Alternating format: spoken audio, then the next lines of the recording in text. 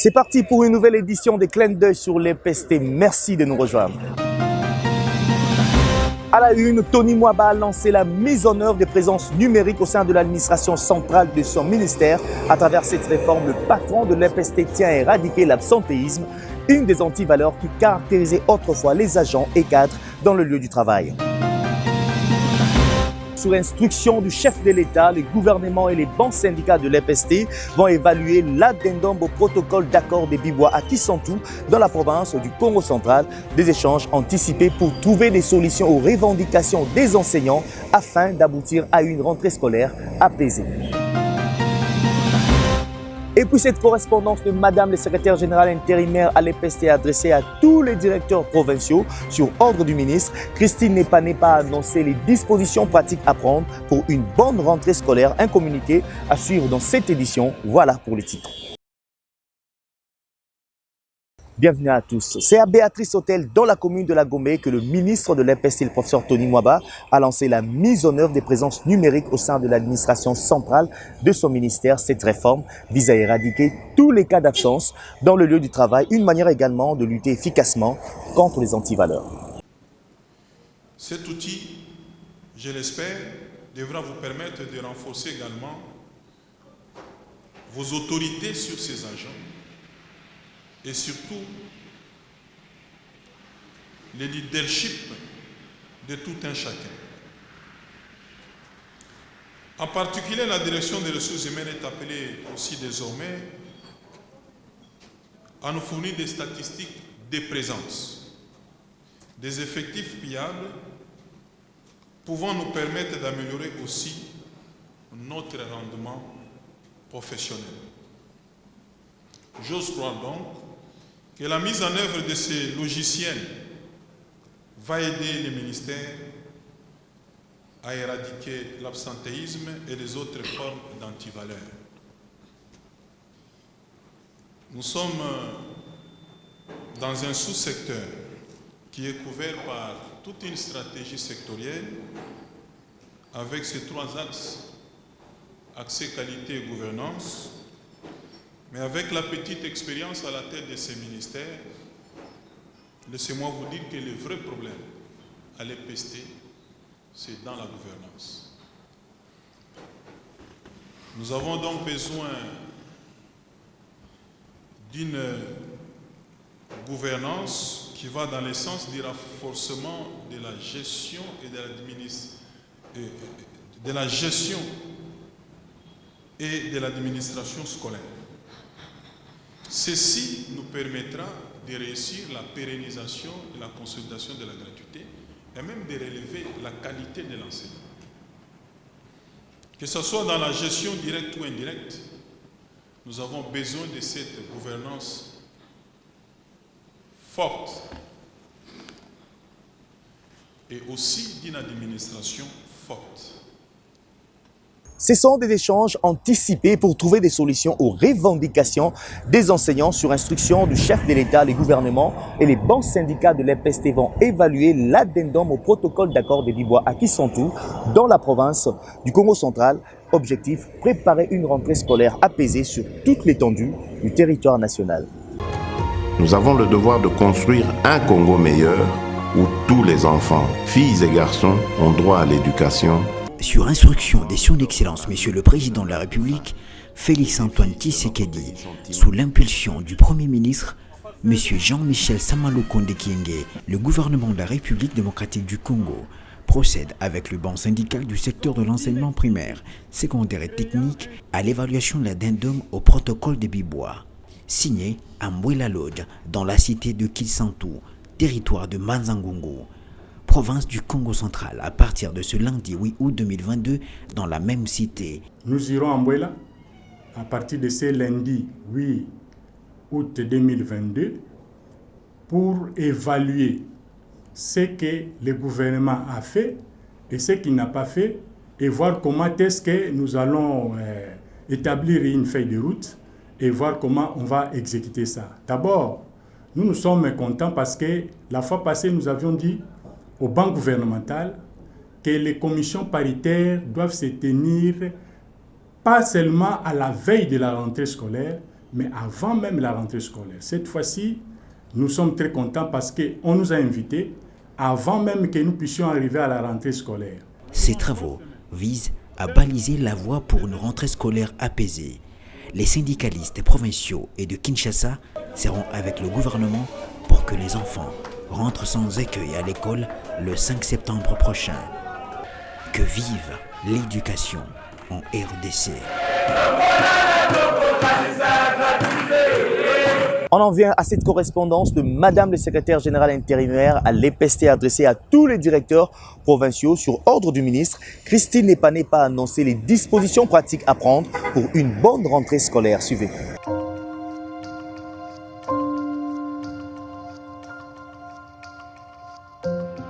Sur instruction de son Excellence, Monsieur le ministre de l'Enseignement primaire, secondaire et technique, je vous communique ci-dessous les dispositions à prendre pour une bonne rentrée scolaire 2022-2023 prévue le lundi 5 septembre 2022 sur toute l'étendue du territoire national. 1. Les parents sont libres de se procurer les fournitures scolaires, les uniformes et la tenue de l'éducation physique au marché de leur choix. 2. Les frais scolaires doivent être perçus obligatoirement en monnaie nationale. 3. Les inscriptions sont gratuites et doivent être faites aux dates fixées par les calendriers scolaires 2022-2023. 4. Aucun élève ne peut être exclu pour des raisons de son appartenance ethnique, raciale, religieuse ou pour raison de frais scolaires. J'attire votre attention sur le fait que certaines dispositions énumérées ci haut, quoique prises antérieurement, souffrent de non-application et vous instruit de prendre des sanctions sévères à l'endroit des récalcitrants et avec tous les partenaires éducatifs concernés. Les présentes dispositions sont d'application stricte et immédiate pour une rentrée scolaire apaisée. Veuillez agréer, Madame, Monsieur le directeur provincial, l'expression de mes sentiments patriotiques. Christine Nepanepa Kabala, secrétaire générale intérimaire à l'EPST. L'école primaire Loma Vindu, située à 6 km de Mbanzangungu, sera bientôt réhabilitée grâce à l'appui financier de l'UNICEF. C'est le prophète du Congo central 2 qui va procéder à la pose de la première pierre. Jean Tshisekedi Kabasele a salué l'apport de ce partenaire qui s'inscrit dans le cadre de l'amélioration des conditions d'apprentissage des élèves. Je vous avais dit les derniers jours que nous avons validé notre plan d'action opérationnel, que c'est une boussole qui nous permet à diriger la province éducationnelle. Et là, nous avons fait des plaidoyers aux partenaires sur base de ce qui est indiqué nos indicateurs. Il y a des places où nous avons trouvé que nos indicateurs indiquaient rouge, c'est-à-dire qu'il fallait demander aux partenaires pour la construction des écoles, la réhabilitation des écoles, même les problèmes des bancs dans des écoles, parce qu'il y a la gratuité surtout au niveau primaire. Et là, nos plaidoyers, ça, il y a une très bonne résolution. Je peux vous assurer aujourd'hui que nous sommes les bienheureux, les gens de la province éducationnelle du Congo central 2, parce que la construction commence dès demain ou après-demain. Je vais descendre à l'épée Loma Vindu pour poser la première pierre. Les gens qui sont venus pour construire, appuyés par notre partenaire incontournable, l'UNICEF, ils sont déjà dans nos mines. Et déjà, dès demain, je vais descendre pour poser la première pierre et la construction va commencer. Parlons cette fois du PACE, projet d'amélioration de la qualité de l'éducation. Ce projet du ministère de l'EPST tend déjà à sa fin. Mais qu'est-ce qui reste en termes d'activité? Écoutons les explications de Wali Belade, coordonnatrice adjointe au secrétaire général chargé du PACE.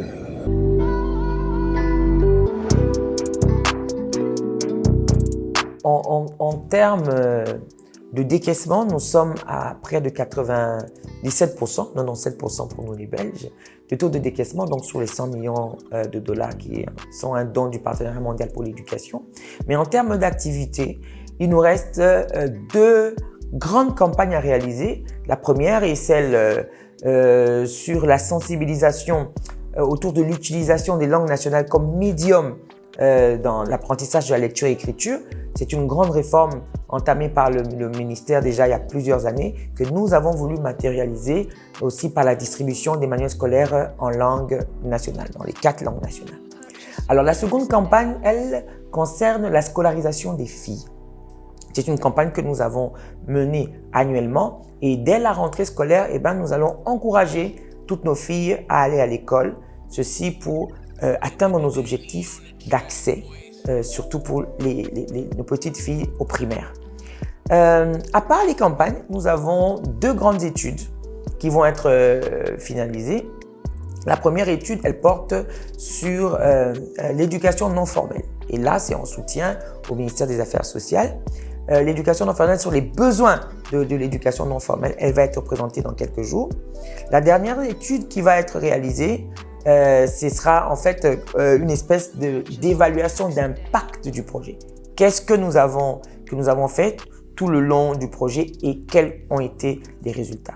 Je vais vous donner encore peut-être en prime une 3e étude, ce sera celle sur l'éducation de base. Comment la mettre en œuvre? Vous savez qu'il y a beaucoup de questions autour de cette réforme de l'éducation de base et le PACE va, avec les résultats de cette étude, renseigner sur la manière dont va être réalisée ou bien va être appliquée la réforme sur l'éducation de base.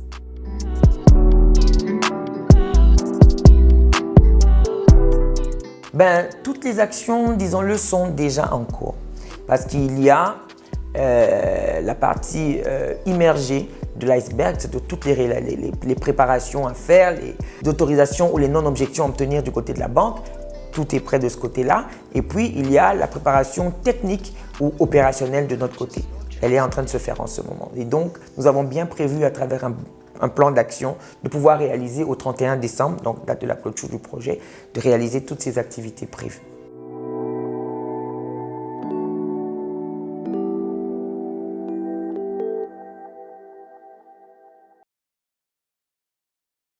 Un mot de santé, améliorer la prise en charge sanitaire des professionnels de la CRE demeure le cheval de bataille de la MESP, Mutuelle de santé des enseignants de l'EPST. Cette structure s'étend déjà en province pour atteindre tous les enseignants de la République démocratique du Congo. Ce reportage nous en dit plus. La Mutuelle de santé des enseignants de l'enseignement primaire, secondaire et technique, MESP-ASBL, est une organisation d'assurance santé créée par la volonté des enseignants à mutualiser leurs forces avec l'appui du gouvernement à travers le ministère de l'EPST en vue de garantir une prise en charge sanitaire en cas de maladie. La mutuelle de santé des enseignants de l'EPST a vu jour le 11-11-2011. Dans son histoire, est l'une des réponses des revendications des enseignants de l'EPST. Il s'est posé le problème de liquidité avec l'arrivée du ministre Tony Mwaba.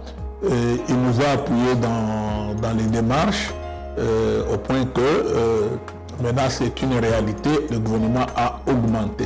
Un parcours satisfaisant en dépit de besoins toujours énormes qui nécessitent son renforcement pour maintenir la qualité de ses services ainsi que la poursuite de son déploiement à l'intérieur du pays. Nous ne sommes pas encore pour le moment partout en République démocratique du Congo. Nous évoluons pas à pas dans le cas du déploiement en province. Mais dans un déploiement, les aspects techniques, c'est 90% des tâches à réaliser. En effet, lorsqu'on va en province, on commence le déploiement dans les chefs-lieux de province. Il nous faut trouver un siège. Le siège est doté de locaux suffisants en nombre pour accueillir les différentes entités opérationnelles. Il faut équiper en mobilier ces locaux. Il faut aussi équiper les sièges en matériel informatique. Il faut recruter le personnel, former le personnel. L'objet premier de la mutualité, permettre aux bénéficiaires, les titulaires, les enseignants et leurs personnes en charge d'accéder aux soins de santé de qualité. La MESP-ASBL met en place une structure organisationnelle efficace. Toute personne qui est enseignante de l'EPST, qui est payée par la SECOP, a droit aux soins de la MESP.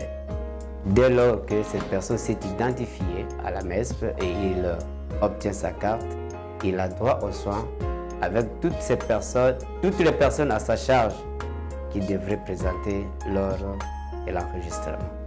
Sur le plan pratique, c'est que tout enseignant qui tombe malade, il se trouve chez lui à la maison, il a sa carte MESB, il peut se présenter au centre de santé de l'affectation. Si les problèmes dépassent le niveau primaire, donc première ligne, on va amener les dossiers au niveau de l'hôpital général de référence. S'ils sont incapables, on amène les problèmes au niveau tertiaire. Donc ça peut partir de première ligne, deuxième ligne, troisième ligne, selon qu'on trouve la capacité de la prise en charge de tel ou tel autre cas. Le travail de la mutuelle est apprécié à sa juste valeur par les enseignants. Plus particulièrement, moi j'ai une femme qui est pour l'instant grosse et d'ailleurs presque à terme. Donc si ce n'était pas la MESP, je ne sais pas comment j'allais expliquer.